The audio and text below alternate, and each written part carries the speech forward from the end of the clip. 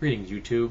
I'm going to be doing another gaming book review today because, frankly, news is just too depressing, and I need something that will hopefully at least maintain my mood.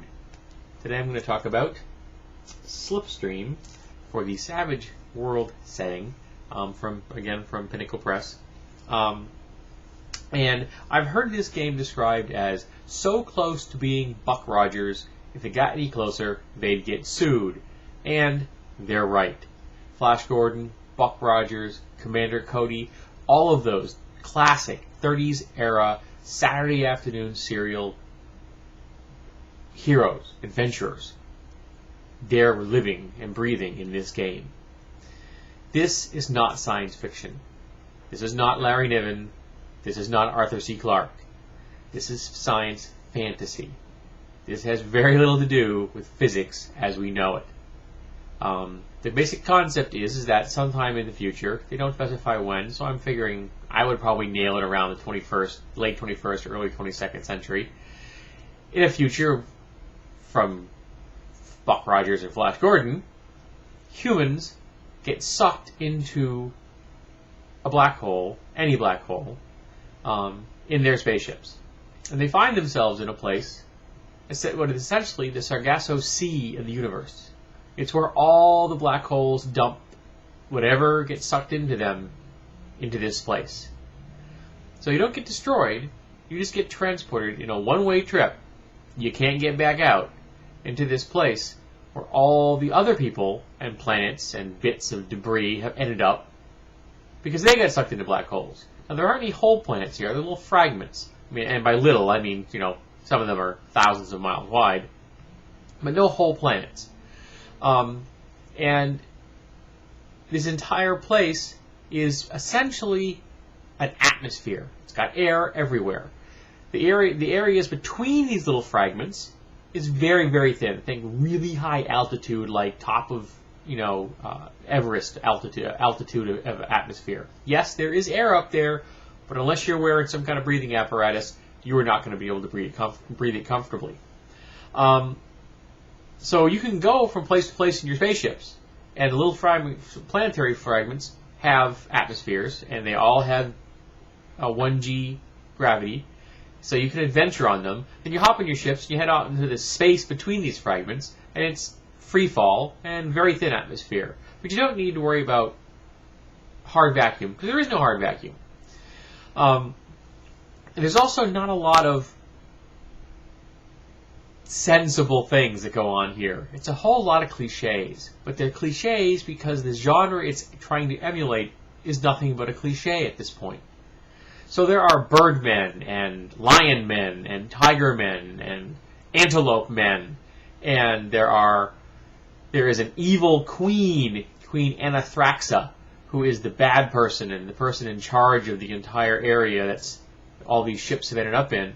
And the heroes, of course, are trying to defeat her and her minions, known as the Handmaidens, and she has big, hairy, ape-like soldiers, whose name escapes me. The game presents you with a handful of races that are playable, fully statted out, all kinds of information about them, which was kind of nice, because I had actually not gotten a chance to read a Savage World book that had alien or non-human races in it, so it was nice to see how they wrote them up. It also has a long list of bullet point races.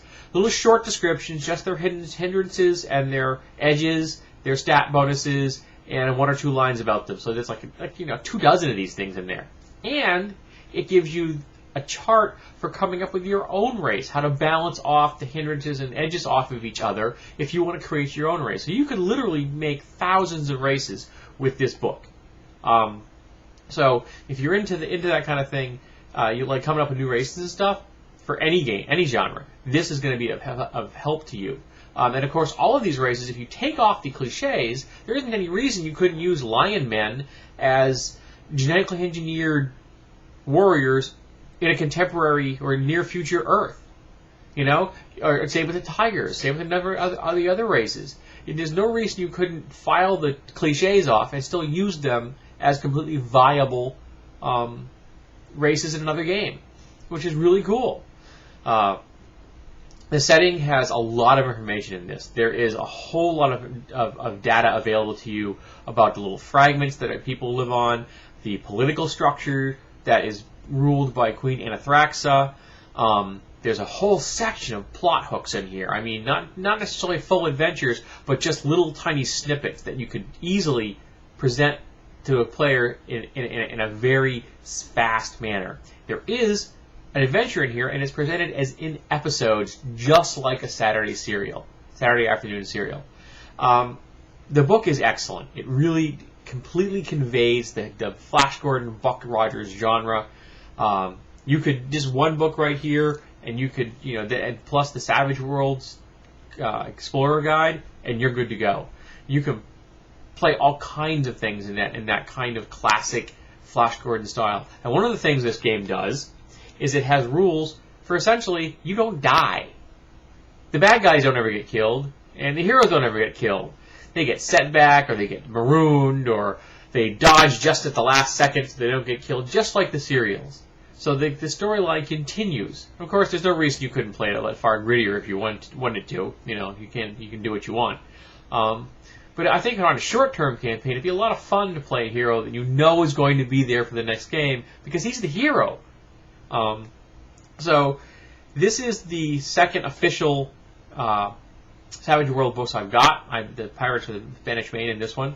I also have a large number of free PDFs I got off conversions I found online. They're all fan-based conversions, and I've printed some of them out, and I'm going to have them bound today.